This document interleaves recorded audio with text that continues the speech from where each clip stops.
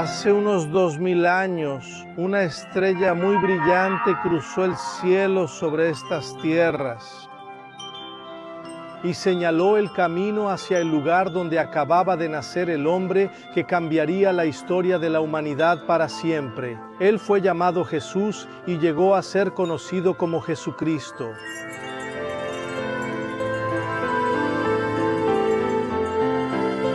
Es una emoción muy grande poder tocar este lugar.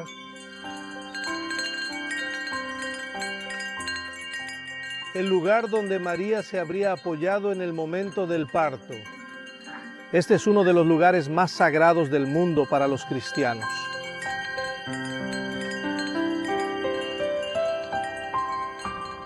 El día del nacimiento, como aprendimos, fue el 25 de diciembre. Pero ¿por qué el 25 de diciembre? ¿Será que podemos afirmar históricamente la fecha del nacimiento de Jesús? ¿Dónde exactamente nació este niño? ¿Fue realmente en la ciudad de Belén? ¿Pero cuál Belén y cuándo exactamente, en qué año? ¿Qué estrella fue esa que iluminó el cielo de Tierra Santa? ¿Sería entonces el famoso cometa Halley una identidad secreta de la estrella de Belén? Prepárate, porque a partir de ahora, mucho de lo que sabemos sobre el nacimiento de Jesús será examinado a la luz de los últimos descubrimientos históricos y arqueológicos.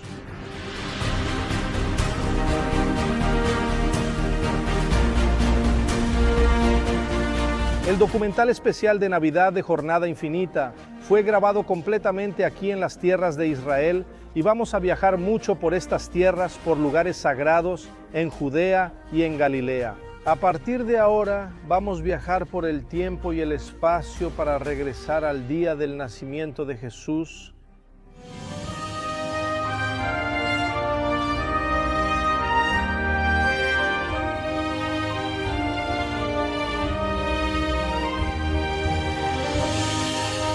Nacimiento de Jesús, nacimiento de Jesús.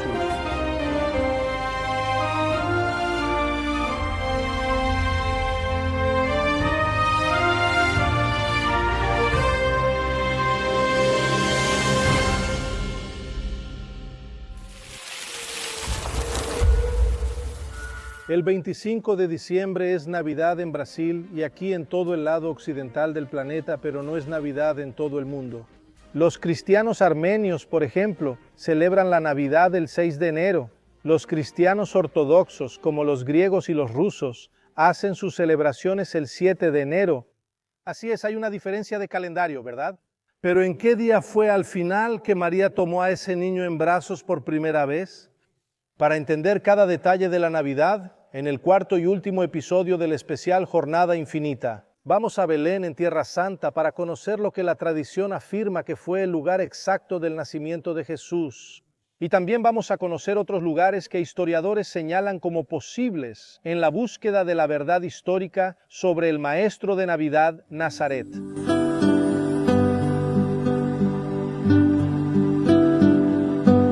Aprendimos que Jesús nació en Belén, como dice la canción Noche de Paz, ¿verdad?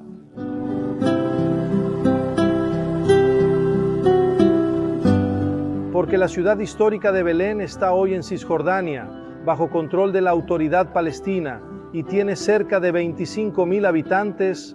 La referencia más antigua que se tiene de la ciudad viene de documentos de Egipto, alrededor de los años 1350-1330 antes de la era cristiana, cuando este lugar todavía se llamaba Canaán, cuando los cananeos vivían aquí. Pero la importancia de Belén para el nacimiento de Jesús viene del hecho de que esta ciudad es identificada en la Biblia como el lugar de nacimiento del rey David, el rey más amado de la historia de Israel. Aleluya si reflexionamos sobre esta historia desde el punto de vista de los evangelistas y de la tradición judía.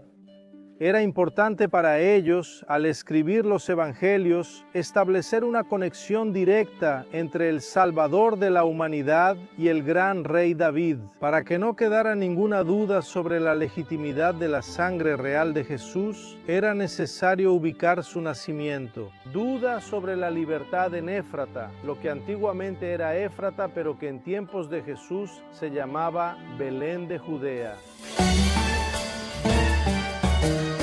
Judá era una de las 12 tribus originarias de Israel y Judea era el nombre que los romanos le daban a esa región. ¿Dónde estaba Éfrata?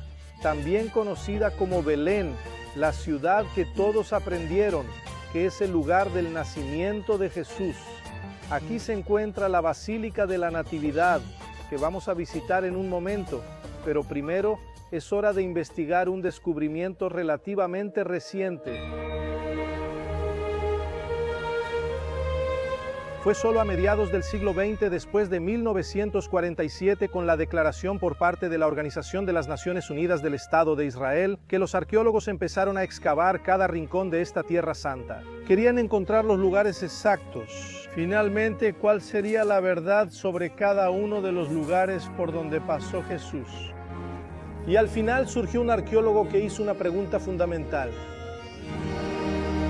Está bien, Jesús nació en Belén, pero ¿en cuál Belén? Quien planteó esa hipótesis, investigó, excavó y llegó a conclusiones fue el arqueólogo Aviham Ostri, de la Autoridad de Antigüedades de Israel, Aviham. Nunca se convenció de la idea de que María, embarazada de casi 9 meses, tal vez ya con 9 meses, hubiera caminado casi 200 kilómetros desde Nazaret hasta el Belén de Judea. Cuando Aviham empezó a remover estas piedras antiguas aquí y a hacer las excavaciones en esta área, él escuchó de los habitantes locales que sí había aquí una tradición entre los cristianos, señalando este lugar como el sitio exacto del nacimiento de Jesús. Bueno, la hipótesis que Aviham planteó tiene mucho sentido, vamos a entender. El arqueólogo Aviham afirma que la verdadera Belén donde nació Jesús es esta aquí en Galilea. Sustenta sus argumentos con evidencias concretas, como los restos de una muralla que habría sido levantada por el emperador romano Justiniano en el siglo VI, Belén de Judea, donde está la Basílica de la Natividad. Justiniano no levantó ninguna muralla de protección. El arqueólogo Aviham también encontró ruinas de una gran iglesia del período bizantino, construida sobre una gruta aquí, y señaló el lugar como posible sitio de nacimiento del niño Jesús. Y el arqueólogo Aviham va aún más lejos, diciendo que Belén de Judea ni siquiera estaría habitada en la época del rey Herodes, en tiempos de Jesús. Y si eso fuera verdad, ¿habría sido el nacimiento del niño Jesús en un lugar donde nadie vivía, en un pesebre de un lugar prácticamente desierto?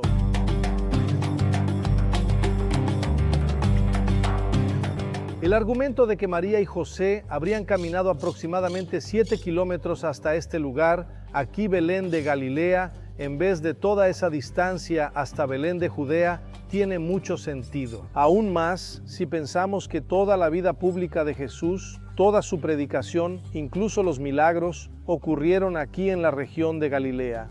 Y entonces cuando llegamos al Evangelio de Juan, encontramos que la gente de esa época afirmaba que Jesús venía de Galilea. El Evangelio de Juan no menciona Belén de Judea.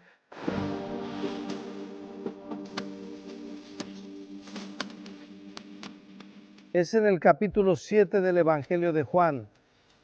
Entonces, entre la multitud, algunos que escuchaban estas palabras decían: «Este verdaderamente es el profeta». Otros decían: «Este es el Cristo». Pero otros aún decían: «¿De Galilea no viene el Cristo? ¿No dice la Escritura que el Cristo viene de la descendencia de David y de Belén, la aldea de donde era David?» Se produjo una división a causa de él entre la multitud. Y la división también tiene que ver con el hecho de que la multitud cuestiona si Jesús no nació en Belén de Judea, como ellos afirman aquí en el Evangelio de Juan. ¿Cómo podrá él ser el Mesías? La pregunta que han estado haciendo los arqueólogos puede estar enterrada en cualquier lugar aquí, debajo de estas piedras, debajo de estas construcciones.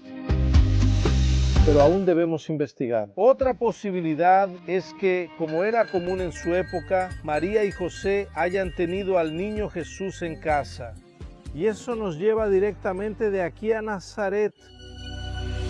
Si quieres estudiar conmigo, tomar todos mis cursos y además tener una mentoría en vivo cada mes por Zoom, únete al Club de la Jornada. Los detalles están en la descripción del video. Entra.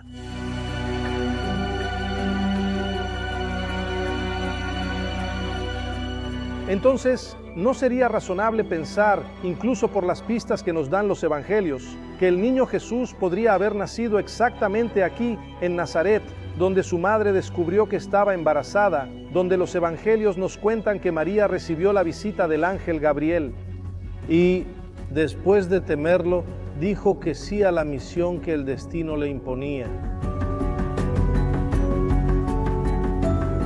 ¿Será posible pensar que si durante toda su vida Jesús fue conocido como el Nazareno, no era porque solo hubiera crecido en esta ciudad, sino porque de hecho hubiera nacido aquí?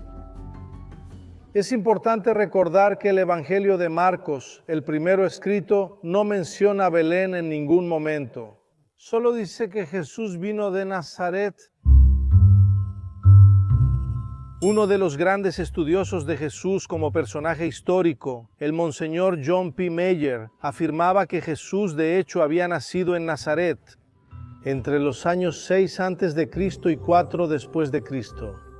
Él señala las mismas contradicciones entre los evangelios de Lucas y Mateo y refuerza la percepción de que la narrativa del viaje a Belén de Judea tenía un propósito puramente teológico.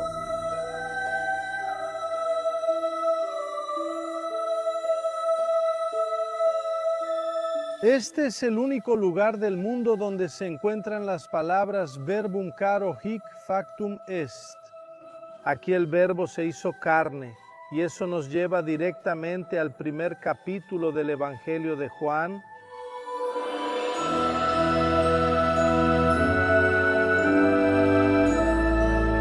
En el principio era el verbo, y el verbo estaba con Dios, y el verbo era Dios. Es en el versículo 14, donde el Evangelio de Juan concluye la idea que comienza en el primer versículo y el verbo se hizo carne y habitó entre nosotros. Aquí la arqueología señala como el lugar donde María se enteró de su embarazo, donde los evangelios nos cuentan que ella se encontró con el ángel. Y asustada dijo el sí que cambió la historia.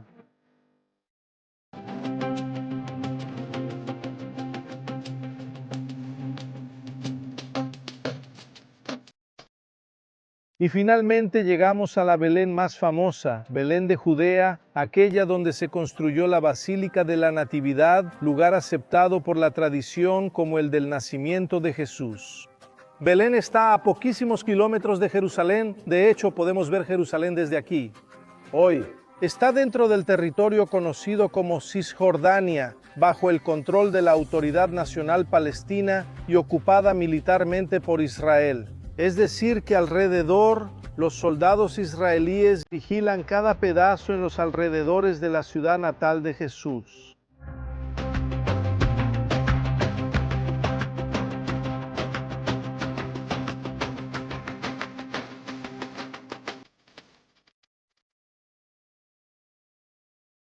Aquí en Belén inmediatamente me acuerdo de una historia muy bonita que está en un libro conocido como Protoevangelio de Santiago, que viene del siglo II, o sea, unos 150 años después de la crucifixión de Jesús. El libro de Santiago, como es conocido, nos cuenta que María venía con José aquí a Belén cuando vio a dos espíritus. Fue a contarle al esposo, pero él la regañó y entonces vino un niño que entendemos que era un ángel y le dio una regañada a San José. Por no haber escuchado, María le dijo que bajara del animal y buscara una gruta donde nunca hubiera entrado antes. Luz. Cuando entró en la gruta, María vio una luz tan fuerte, pero tan fuerte, que en el momento en que José entró, él quedó un poco aturdido por esa luz. Salió corriendo para llamar a las parteras. Ellas llegaron tarde. Las parteras, según este libro, eran Salomé y Selome y llegaron tarde. ¿Ya había ocurrido el nacimiento de Jesús? Entonces las parteras se dividieron. Selome inmediatamente creyó que Jesús había nacido de su madre, que ella había permanecido virgen. Pero Salomé actuó un poco como Santo Tomás y dijo que tenía que tocar para creer. Cuando fue a tocar a Nuestra Señora, la mano con la que lo hizo empezó a desaparecer y arder en llamas. Y ella desesperada exclamó: ¡ay de mí por no creer! Por mi incredulidad sufro esto. Pero la historia no acaba ahí. Uno de los ángeles que estaban en el pesebre le ordenó a Salomé que tomara al niño Jesús en brazos. Y en ese buen momento me imagino que ella lo tomó con la mano que no estaba quemada. Cuando ella tomó al niño, todo volvió a la normalidad.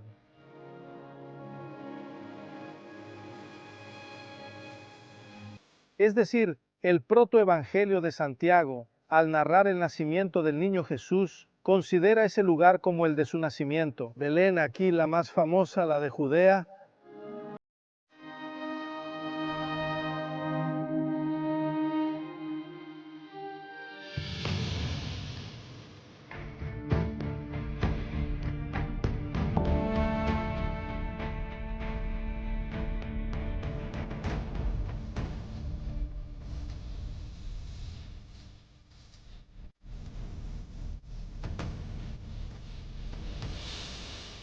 Esta capillita aquí en el campo de los pastores, cerca de la Basílica de la Natividad, en Belén, nos remite directamente al Antiguo Testamento, a la profecía de Isaías, capítulo 1, versículo 3. El buey reconoció a su dueño y el burro, la cuna de su maestro. Cuando llegamos a los evangelios del Nuevo Testamento, en vez de cuna, es un pesebre. Y la historia que conocemos, que los evangelios contaron, es que el nacimiento de Jesús fue en un pesebre, la parte más escondida de las casas, donde se guardaban los alimentos y también donde estaban los animales. Y esa profecía nos ayuda a entender todo el pesebre. Cada vez que vemos esa imagen, nos remite a la profecía de Isaías.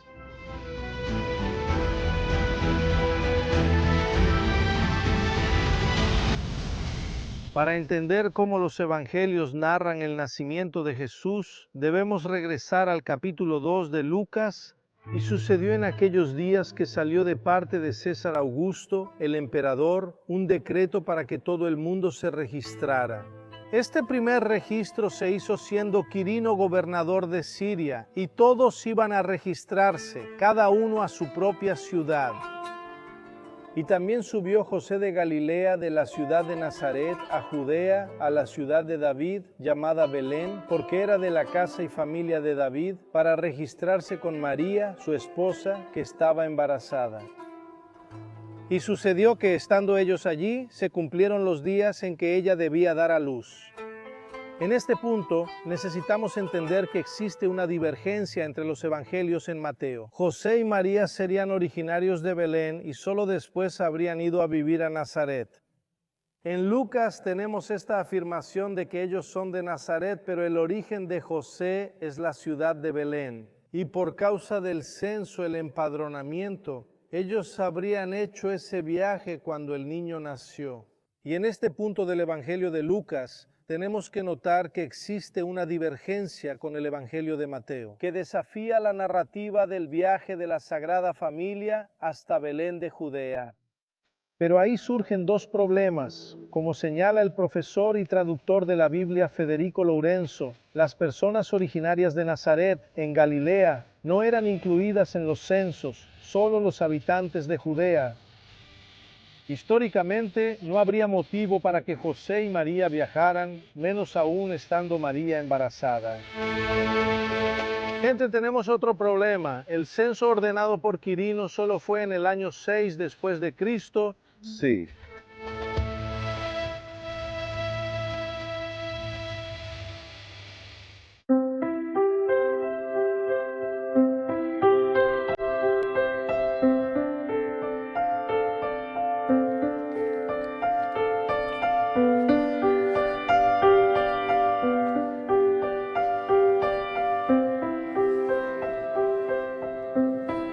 Ahora, estoy entrando aquí en un lugar que es conocido como la Gruta de los Pastores. Como podemos ver, es una gruta en Belén, muy cerca de donde fue construida la Basílica de la Natividad, donde la tradición nos cuenta que vivían los pastores que presenciaron el nacimiento de Jesús. Y a cada momento aquí llega un nuevo grupo de visitantes, personas de todas partes del mundo, que vienen a rezar aquí dentro y también a conocer mejor la historia. Hay un pesebre muy interesante, un poco diferente, porque tiene a los ángeles, claro, que estaban en el nacimiento de Jesús, según las narrativas que han llegado hasta nosotros. Vemos a María, San José y el niño Jesús. Ahora sí, ya en una cunita sencilla con paja hecha de madera rodeada por los animales. Ahora, es curioso que las personas vienen hasta aquí y dejan billetes de dinero, incluso monedas. Pero no es porque las personas quieran comprar los pedidos ni comprar una gracia, no es porque es lo que tienen en el bolsillo. La persona viaja, lleva cosas de su país y las deja aquí. Hay monedas de varios países. Entonces, la gran justificación presentada por el Evangelio de Lucas para el viaje de la Sagrada Familia hasta Belén, en realidad es una justificación teológica. La necesidad de mostrar la conexión de Jesús con sus antepasados de Belén de Judea, según una creencia judía muy común en esa época, solo aquí podría nacer aquel que iba a apacentar al pueblo de Israel. Si toda la historia del viaje hasta Belén puede ser entendida como una especie de libertad literaria de los evangelios para justificar el vínculo profético entre el rey David y Jesús, ¿será posible que José y María nunca hayan salido de Nazaret?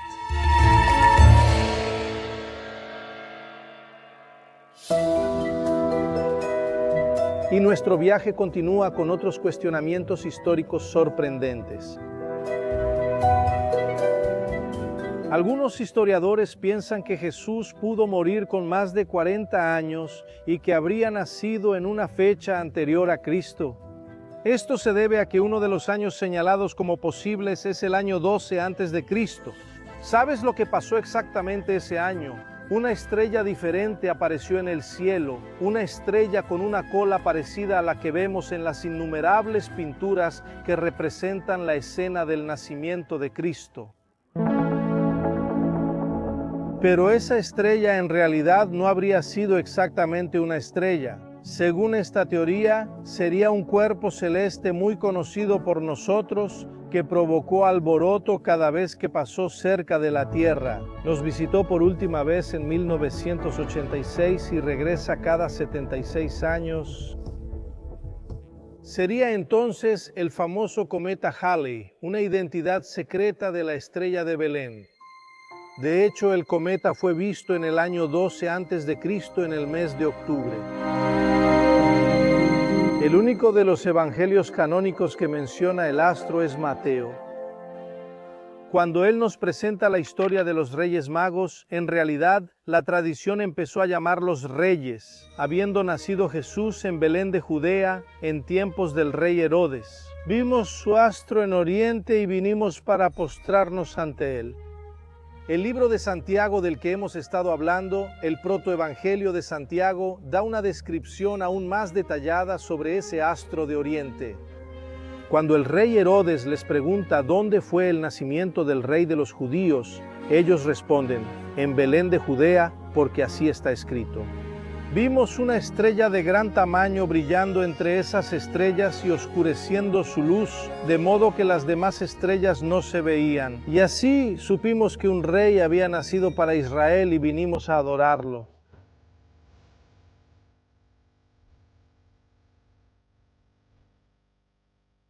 impulsada por la fuerza de las narrativas encontradas en los evangelios canónicos y también en los apócrifos. La ciudad de Belén de Judea se estableció desde los primeros siglos del cristianismo como el principal destino para quienes querían visitar el lugar de nacimiento de Jesús.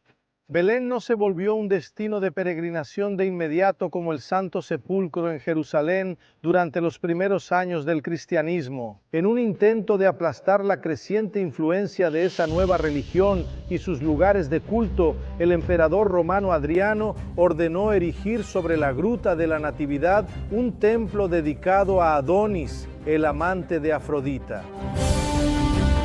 Sin embargo, la historia y la tradición favorecen a la ciudad de Belén, muy cerca de Jerusalén.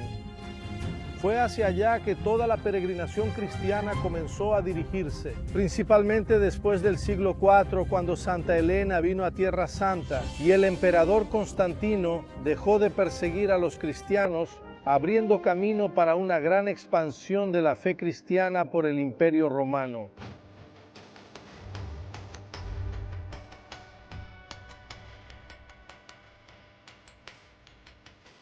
Es increíble cómo cada piedra aquí en la Basílica de la Natividad nos cuenta un poco de la historia.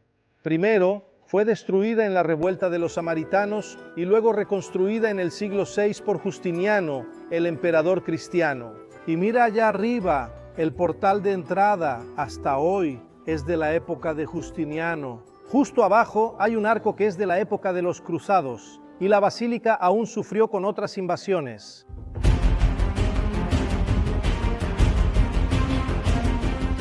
Tan cerca de Jerusalén, con una función tan importante en la tradición cristiana, la Basílica de la Natividad pasó por muchos altibajos a lo largo de los siglos. Durante la invasión de la región por los persas, en el siglo VII, cuenta la leyenda que el comandante Charbaraz se conmovió con una ilustración que mostraba a los tres magos vestidos como sabios persas, seguidores del zoroastrismo. Y por eso Charbaraz habría decidido perdonar esa iglesia. Cada vez que uno entra a la Basílica de la Natividad, tiene que agacharse mucho, pero ¿sabes por qué? Porque esta barrera fue construida para que los camellos de los invasores no pudieran entrar aquí. Era una época de muchas disputas, como vemos. Y esta otra puerta aquí, es la puerta de la humildad. Necesito agacharme un poco para entrar en un lugar tan sagrado, el lugar donde todos los días se celebra el nacimiento de Jesús.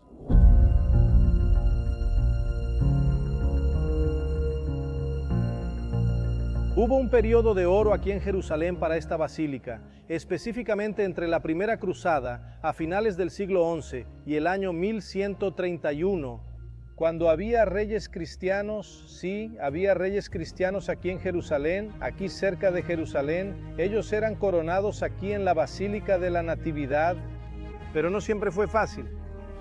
Durante la conquista árabe y muchos periodos de disputas, conquistas y reconquistas, la basílica fue cambiando de manos, algunas veces tuvo partes destruidas y siempre estas disputas ocurrieron aquí y fue difícil preservar este lugar.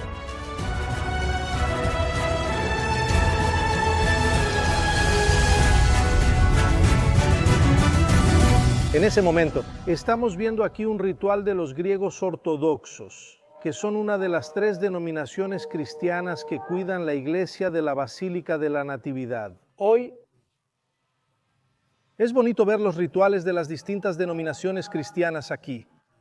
Además de los griegos ortodoxos, están los apostólicos, armenios y los franciscanos, representantes del Vaticano, que son responsables de cuidar, son los custodios de este lugar.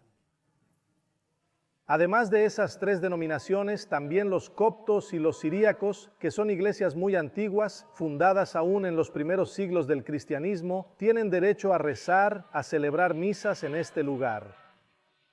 Es un lugar tan importante que también forma parte del acuerdo conocido como status quo, que fue establecido en el siglo XVIII cuando los otomanos gobernaban esta región, y entendieron que era necesario reglamentar el pacto entre las diferentes denominaciones cristianas. Amigos, estoy en un lugar muy especial, el descenso a la gruta, donde la tradición nos dice que estaba el pesebre de Jesús, el lugar exacto del nacimiento de Jesús.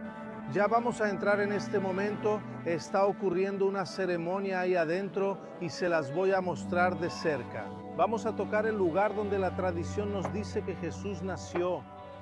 Estoy dentro de la Basílica de la Natividad y, como les dije hace un momento, hay varios custodios aquí. En este momento son los franciscanos quienes están rezando aquí dentro todo el tiempo. Aquí hay celebraciones ocurriendo. Tenemos que entender que estamos entrando en un lugar muy sagrado. Desde los tiempos de Santa Elena, desde que la madre del emperador Constantino vino a buscar los lugares sagrados, este es un lugar de mucha peregrinación, de mucha devoción. Hemos visto a lo largo de nuestro especial de Navidad cómo los evangelios nos trajeron a este lugar. Los evangelios nos relatan el nacimiento de Jesús aquí. Y todo esto tiene que ver con la genealogía de Jesús, de dónde vino Jesús, quiénes fueron los antepasados de Jesús. Te voy a explicar eso ahí adentro.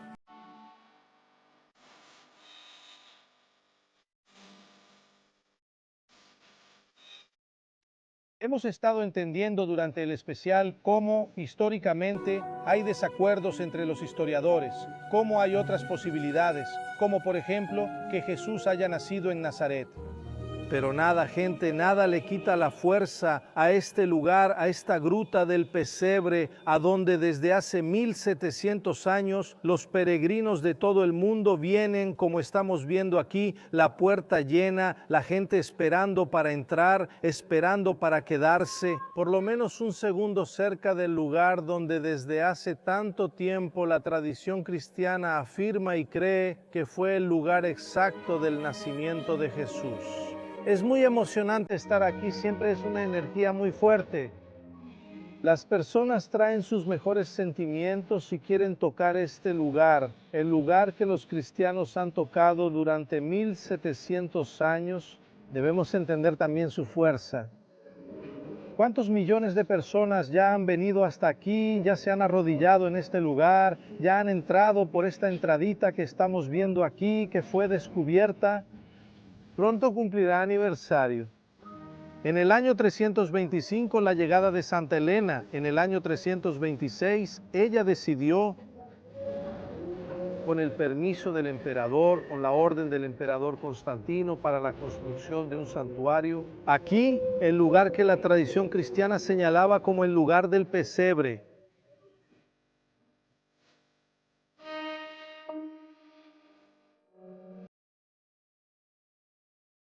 Actualmente presenciamos la preparación de la liturgia armenia. Cada momento aquí es muy disputado, gente. Cada denominación cristiana tiene un tiempo determinado para estar aquí adentro y ahora los armenios se están organizando para hacer una misa aquí adentro, la oración del domingo. Vinimos el domingo. Mira, es una emoción muy grande poder tocar este lugar. Estamos viendo esta estrella con las 14 generaciones de Jesús, 3 veces las 14 generaciones desde Abraham hasta Jesús. Y aquí tocamos el lugar donde María se habría apoyado en el momento del parto. Este es uno de los lugares más sagrados del mundo para los cristianos. Me siento muy conectado con todos los que vinieron aquí a lo largo de estos muchos siglos.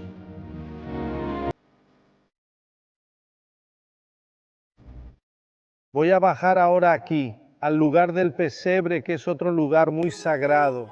El pesebre era donde las familias guardaban la comida, donde a menudo los animales se quedaban.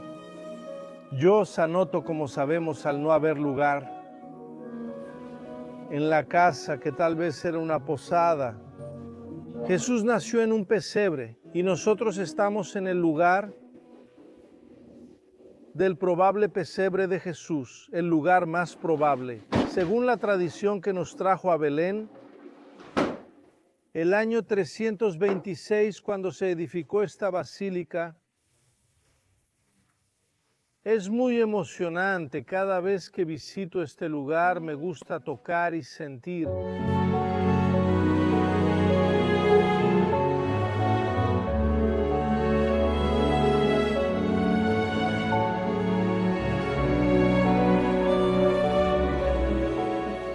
existe una devoción relativamente reciente que atrae a los fieles hasta este ícono ortodoxo griego hecho por un artista de aquí de Belén, un artista cristiano de Belén en el siglo XVII. Lo más interesante aquí es que es una de las raras imágenes en las que vemos a Nuestra Señora sonriendo cuando vamos a Jerusalén. Normalmente las imágenes de María son de sufrimiento, donde Jesús vivió sus últimos días, la persecución, las inquisiciones que le hicieron, la crucifixión. Aquí no, la madre sonriendo con el niño en brazos. Y mucha gente trae aquí recuerdos, agradecimientos y algunos exvotos también en forma de medallitas de plata, por ejemplo. Una pierna, una obediencia, probablemente alguien que recuperó los movimientos de la pierna. Diversas señales de gracias obtenidas atribuidas a este ícono sagrado que está justo en la entrada del pesebre.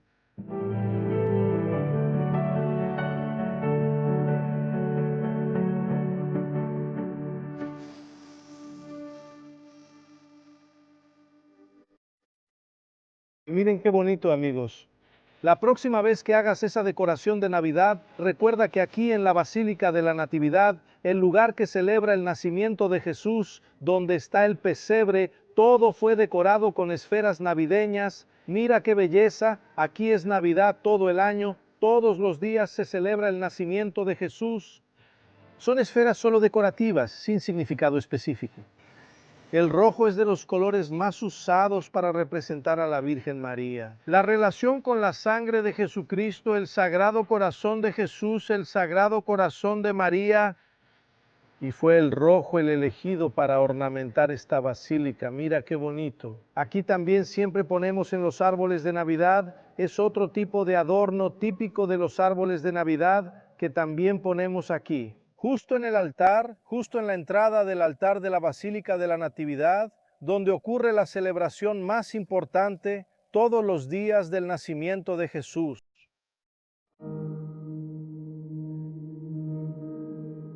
Aquí hay una de las joyas de esta iglesia. Muestra su antigüedad, un mosaico del siglo IV de la época bizantina, del siglo en que se construyó esta basílica. Cuando Santa Elena vino por primera vez hasta aquí a buscar las reliquias sagradas asociadas a Jesús y a María,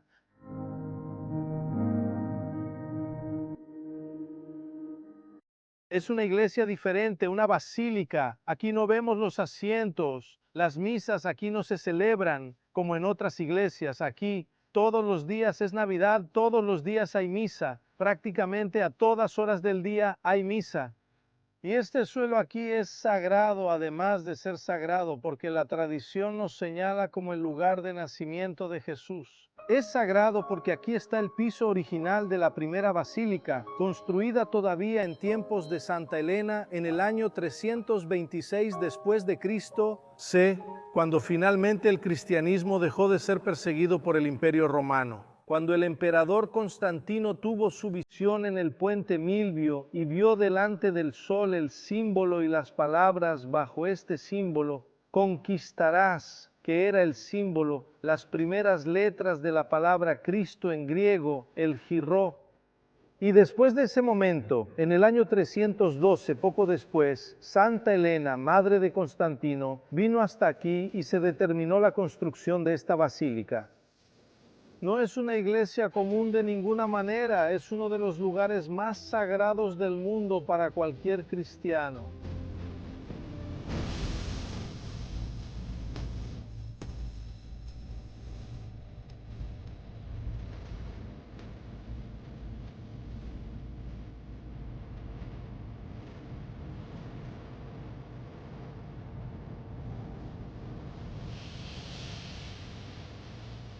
Estos mosaicos son más recientes. Fueron construidos en la época de las Cruzadas, cuando después de algunos siglos los cristianos retomaron el control sobre los lugares sagrados en Tierra Santa.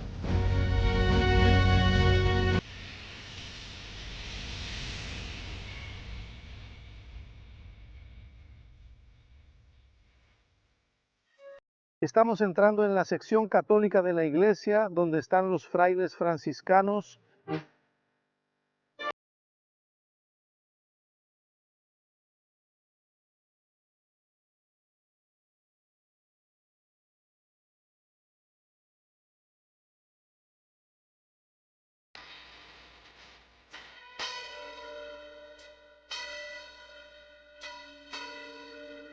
que es la iglesia más reciente, más moderna. Es donde se celebra la misa de gallo cada 24 de diciembre, una de las misas más importantes del año, quizá la principal.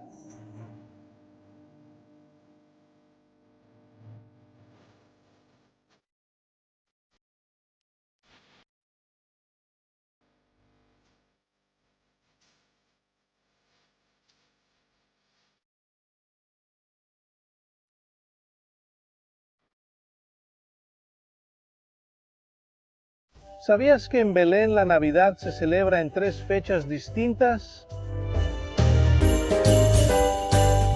La Navidad que celebramos el 25 de diciembre es del calendario gregoriano y tiene una relación con el inicio de la devoción dentro del Imperio Romano.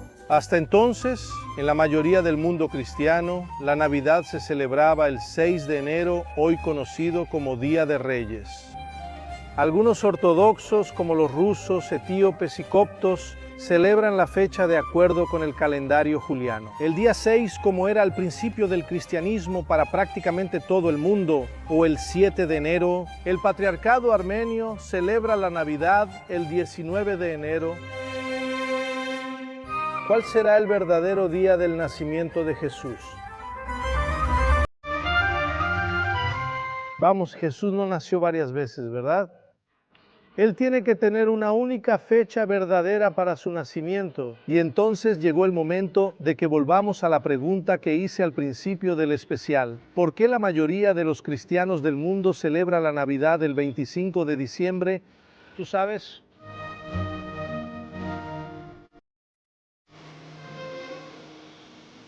Necesitamos entender que ya desde el siglo II, o sea, algunas décadas después de la crucifixión de Jesús, existía un enorme interés en descubrir la fecha exacta del nacimiento de Jesús.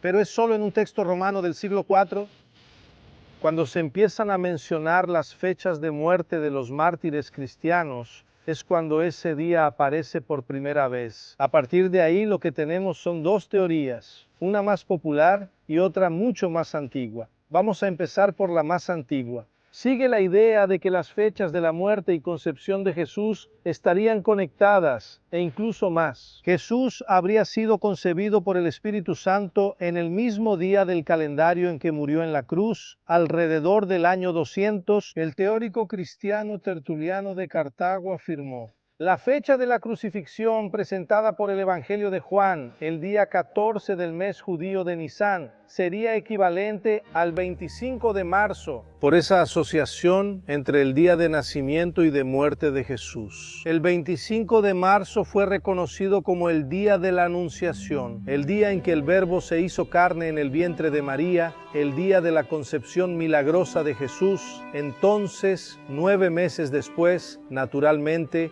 el 25 de diciembre sería el día exacto del nacimiento de Jesús. Muy curioso, pero la otra razón para el 25 de diciembre, la otra teoría, tiene que ver con el sol. Según esta teoría, la fecha del nacimiento de Jesús habría sido heredada de celebraciones paganas, todas relacionadas con el solsticio de invierno, el día más corto del año en el hemisferio norte, a partir del cual los días empiezan a ser más largos. Aún a finales del siglo III, el emperador romano Aureliano había establecido la fiesta del nacimiento del Sol Invictus, el mismo venerado por Constantino, el 25 de diciembre. Uno de los principales problemas de esta idea es que carece de fundamento en los antiguos textos cristianos. Los autores de esa época no relacionaron el solsticio con el nacimiento de Jesús. La primera sugerencia de que la fiesta de Navidad había sido deliberadamente calculada para coincidir con las fiestas paganas solo aparece en el siglo XII. Al inicio del cristianismo, hasta mediados del siglo IV por lo menos, simplemente no existía la práctica de tomar prestada una tradición llamada pagana.